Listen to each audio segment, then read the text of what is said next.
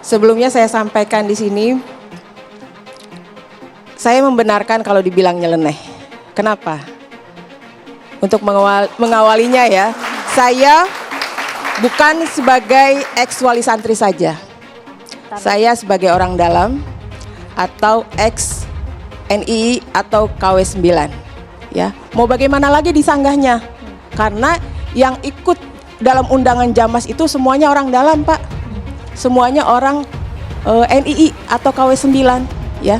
Sekarang kalau misalnya Panji mengatakan tahun 62 itu sudah berakhir, ya mungkin sekarang berdalih begitu karena dia di media berbicaranya. Nah, dulu tahun 2000 sampai 2002 ketika saya masih di dalam, itu mohon maaf setiap hari kerjaan kita ngerampok. Karena target kita kalau misalnya satu bulan harus bawa 10 miliar, dapatnya misalnya 1 miliar, itu nggak berani pulang kita. Kalau pulang, lepas baju, dicampur, kalau belum berdarah belum benar. Ada sampai sahabat saya, tapi itu untuk butuh infak karena tidak berani melakukan kriminal. Itu mohon maaf sampai jual diri demi infak. Mereka yang penting ini harta kafir dalam perjuangan namanya fai, boleh kita pakai untuk perjuangan, termasuk nyuri dan lain sebagainya. Bukan hanya soal kalamullah, dalam hal-hal yang lain, Panji ini senang sekali nafsirkan Al-Quran dengan nafsunya. Contoh, misalnya, dia mengatakan bahwa wanita itu tidak harus dinikahi. Yang penting adalah digauli dengan baik. Katanya itu dari Al-Quran, karena di Al-Qurannya wa ashiruhunna bil ma'ruf. Padahal ayat ini berlaku untuk yang sudah ada suami istri. Jadi gini, ini kan persoalan ketika diperdebatkan. Nah, kemudian putusan terakhir itu ya di pemerintah. Iya. Karena nanti di dalam kaidah dikatakan hukmul hakim yarfaul khilaf. Apakah boleh misalnya Panji itu menafsirkan Al-Quran seenaknya? Nanti akan diputuskan oleh pemerintah.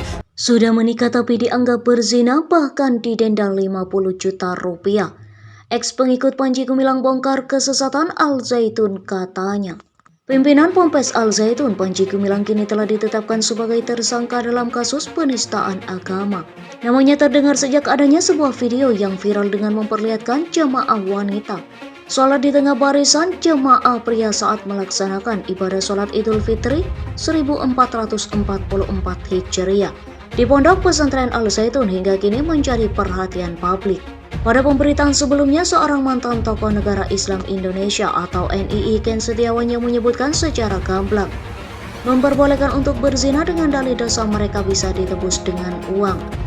Namun semua itu tentunya dengan syarat, yaitu sejumlah uang sebagai syarat tebus dosa, hanya 2 juta rupiah. Kini sebuah pernyataan kontroversial kembali diutarakan Haris, seorang mantan anggota NII.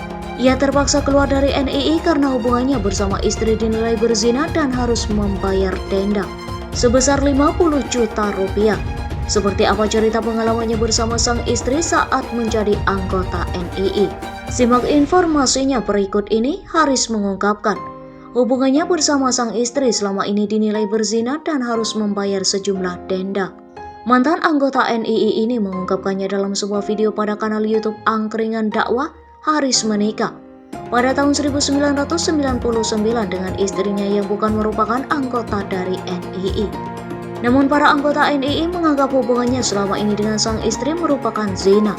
Jadi selama ini yang dianggap namanya suami istri yaitu dianggap berzina, ungkap Haris dalam video pada kanal YouTube Angkringan Dakwah. Jadi mulai saya nikah resmi itu sah ya, sampai kemudian setengah tahun kemudian itu dianggap berzina. Suruh ngitung saya berapa kali berhubungan sejak malam pertama dan itu ada dendanya. Semuanya itu dihubungkan dengan duit sambungnya. Setelah dirinya menghitung seluruh dendanya mencapai 50 juta rupiah karena telah berzina dengan sang istri. Itu dihitung sekali, pelanggaran melakukan hubungan suami istri berapa ratus ribu. Kalau dihitung-hitung bisa sampai 50 juta waktu itu, ujarnya. Hubungan tersebut didapat setelah anggota menghitung dengan diadili terlebih dahulu. Serta syarat lainnya yaitu sang istri harus hijrah dan menjadi anggota NII. Sebelum menjadi anggota NII, ia diminta datang ke Cirebon untuk proses pembayaran denda dan hijrah istrinya. Suatu hari kita harus datang ke Cirebon, datang kita malam sampai sana jam 3 pagi. Itu yang ada yang jemput. Emang serius gitu loh Pak mengurusi calon anggota baru, malam itu nginep di satu safe bos, gitulah. Rumahnya dia sendiri jelasnya. Terus istri saya sudah mulai curiga, mas kok ini keluarga di sini perempuannya nggak ada kerudung. Sambungnya dengan menirukan perkataan sang istri. Saat ditanyakan alasannya karena masih menyamar dari masyarakat lainnya kalau mereka merupakan daulah Islam. Saya nanya kemudian dijawab, ya ini kita memang masih nyamar biar masyarakat nggak tahu kalau kita itu daulah Islam. Gak usah mencirikan keislamannya, ungkap alasannya. Kemudian di malam itu pun istri Haris gagal untuk dilakukan prosesi hijrah sebab belum bisa membayar denda sepenuhnya. Ketika perjalanan pulang, ia dan sang istri berdiskusi untuk tidak lagi melanjutkan hijrahnya dan memilih keluar dari NII. Akhirnya hari itu malah gagal untuk hijrah karena saya belum punya duit untuk dendanya, kata Haris. Sambil jalan pulang saya diskusi sama istri, kayaknya ada yang gak benar deh, ini sudah kami putuskan. Kami nekat keluar saja. Lanjutnya keduanya memutuskan untuk meninggalkan NII pada tahun 2001. Namun jejaknya masih terus dikejar oleh anggota lainnya. Haris sempat berbicara oleh anggota NII lainnya bahwa dirinya akan menerima ancaman besar bila berani untuk keluar dari NII. Tetapi Haris tak pedulikan hal tersebut dan tetap keluar dari NII.